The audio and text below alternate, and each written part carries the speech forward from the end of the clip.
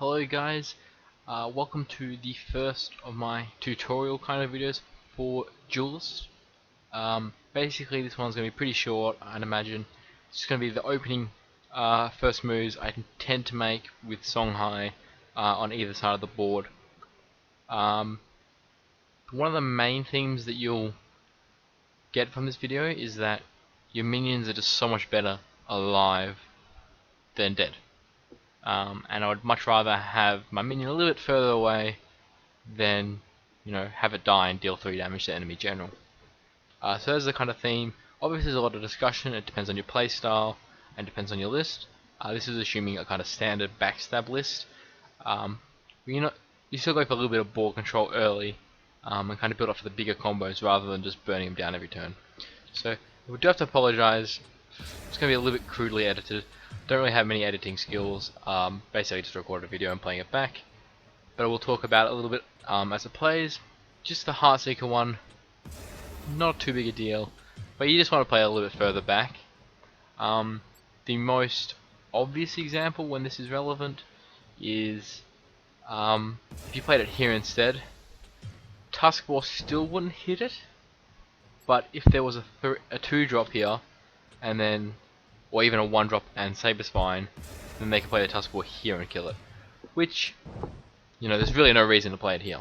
Unless you want to do some really weird where you go up to this Mana Tile with the Heartseeker. But I would definitely just recommend going for the Heartseeker here. Okay guys, so this is a situation I come across a lot. Where it's Kaido Assassin. Now it'll probably be Jaxi actually at the time of this video, depending on your list, and you have the decision of Heartseeker or a Jaxi or Kaido. I tend to actually like going for the Heartseeker first. Now normally I'm not a fan of going inefficient on mana, but it's just, I just prefer to have that damage early, and it's more of a threat by itself. It can be buffed up really easily. It combos well with your general to kill 3 HP minions. It can work really well with killing edge. Whereas Kaido, you have to be hesitant when to move with your general. Jax is a little bit more resilient, so I can see going for both. Also, a reason why I'd be a little bit more hesitant is that Songhai doesn't run a lot of 2-drops, and when it does, they're not very safe. They're not normally 3 HP minions, so playing 2 mana minions on the next turn isn't the best thing in the world. So that's why I'll normally just choose the Heartseeker. I find it a little bit more reliable, but obviously that is your choice. It can also depend what you're playing against. Maybe against Vitruvian, where you're more worried about the spell. Maybe just play the 2-drop. So it's something to discuss about, just my thoughts on it. Okay, so this is a pretty standard one. Basically the decision when you have Tuskball versus just nothing else to play. Mainly just going to move forward and take the Mana Tile. There is some argument you can make if you know the deck you're playing as really well, and you know it could be a bad play. Some examples could be if you somehow knew that your opponent was playing a Lionar deck with the 0 mana artifact that gives 1 attack. Apart from that, most of the time I'm just going to be doing it, and even then I'll probably still do it anyway. So it's just good to deny the Mana Tile. For it to be dealt with, it's not the end of the world. So this one I've put in, for this example, just ignore the other Heartseeker, because normally I would probably just go for both Heartseekers, but that is class dependent. Just the Tuskball into stealing a Mana Tile and Heartseeker is one of your strongest starts. It's going to steal their Mana Tile and get a Heartseeker out. If I just had the 2 Heartseekers, I would probably just play them both, unless I suspect my opponent was running Ghost Lightning or something that can punish it pretty well.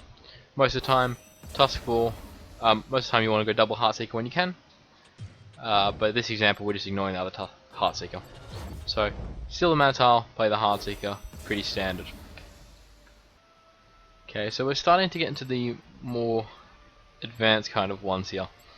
And this one is not so clear. The other ones are pretty basic. This is one of the most complicated decisions you'll have with Songhai. So there's a lot of different options. Against no opponent, if I don't suspect they're running artifacts, or something easy to run this, then I'm happy to play it here, and look for an extra mana tile next turn. Otherwise, I probably just want to play it somewhere safe. 90% of the time, I'm playing my 3-drops on one of these tiles, because they can't be hit by either the general or if there's another minion there. This is probably a rare situation where I would play it there, which is when they don't have another minion, and against a class like Songhai, you're not too worried about it. So that's just the decision there. So this one is just illustrating the very basic principle of playing it as safe as you can. He's got a 2-drop on board. We play it as far away as we can. Well, as close as we can without being in danger of either of these. So it can't be hit by the minion, can't be hit by the general, but it's as close as we can. You could play it here, and then hopefully he trades both in, but it's still not worth it. Your minion's so much better alive, and that's just because Songhai, just all your other cards work with having a minion on the board most of the time. Okay, so this one's just against a 3-2, pretty much doing the same thing. Nothing really too different here. Still playing it safe. Like even here, I could play it here, and then he technically can't kill it with on the board, but there's no reason to take risk with this. You just want to play safe, have your minions alive, especially when you're like Mogwai, but this applies to all your minions. All your minions are just such high threats, which makes your opponent forced to make plays. Okay, so this is a trickier one, where we have a 3-drop and a Heartseeker. So here, if I just had a Mogwai in hand, I probably wouldn't make this play, because Mogwai is going to die for free. And then I'll probably just play Mogwai somewhere safe. But because we can guarantee the trade, then it's not too bad. So I wouldn't play a 2-attack minion here, because it will simply die for free. And you never want to let your minions die for free. So hopefully that makes some kind of sense. This is the kind of the only situation where I'll let my minion die for free, is when I'll be able to do damage to the general, and I will get another minion out. That's basically what it comes down to when you put your minion in a position it can die. Will it do damage to the general? Will it help me develop another minion? Otherwise, I'm probably not going to be doing it. So guys, that's basically it. I know this one's pretty basic, but it's just my view of it. It all comes down to the principle of making sure your minion's safe, not letting it die for free unless you're going to get something really good out of it. Songhai is definitely not a class that capitalizes too well on the mana tiles, just because you want to play your minion safe, and putting on your mana tiles just doesn't work that way. Obviously this all will change on the context, and you have to consider what you're playing against. Hopefully this will give you some idea. You will have to excuse the pretty crude editing style I've done.